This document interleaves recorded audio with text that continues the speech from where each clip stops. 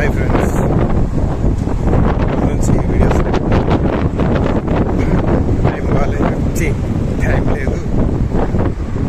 అయితే పక్కనోడు లైఫ్ మీద ఉన్నంత ఇంట్రెస్ట్ మన లైఫ్ మీద మాకు అయితే నాకు జరిగే విషయం చెప్తున్నాను. చేస్తాం ఒక విషయం, సో ఒక టాపిక్ చెప్పినాం. సో ఏమైంది, సో అయింది. సో ఓకే, దాన్ని పట్టుకొని అవునట ఏమైంది, మరి విషయం ఏమైంది, అవుతుంది ఎప్పుడవుతుంది, దేనికి ఎప్పుడు పోతావు, నాకు ఎప్పుడు అవుతుంది, ఏంటి సొల్యూషన్,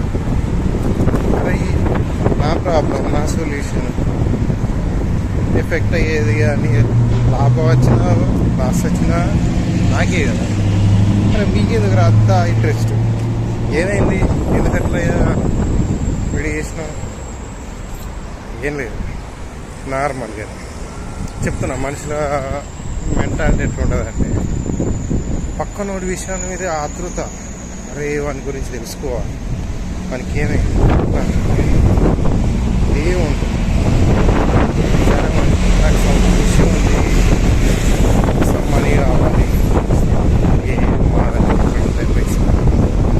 నాకే అవసరం, మరి ఏం బీకడానికి అడుగుతారు,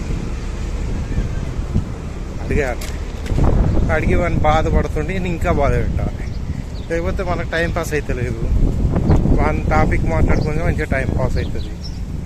సో ఇదే జరుగుతుంది. అందుకే ఎవరిని కూడా అంత సీరియస్గా తీసుకోకు, లైఫ్లో ఎవరిని కూడా సీరియస్గా తీసుకోకరు. ఎవరి గురించి మైండ్లో అంతా పెట్టుకొని నన్ను అట్లా అన్నాడు ఇట్లా అన్నాడు, లేకపోతే మనకి ఎవరికి ఏం చెప్పకూర్రి. నేను ఫాలో అయ్యే మెథడ్ ఇదే, ఎవరికి తెలియదు. నేను చేసిన నా స్టడీ కానీ, నేను చేసిన వర్క్ కానీ, నేను చేసేది కూడా ఎవరికి తెలియదు. పిచ్చోళ్ళు అయిపోతారు, అంత చదివిన ఎవరికి తెలియదు. వాట్సాప్ చేస్తున్నాం, ఎవరికి తెలియదు. నీకు అంత సాలరీయా, ఎవరికి తెలియదు. మనం చేసేది ఏందనేది ఎవరిని తెలియకుండా మనకి పిచ్చెక్కిపోతుంది.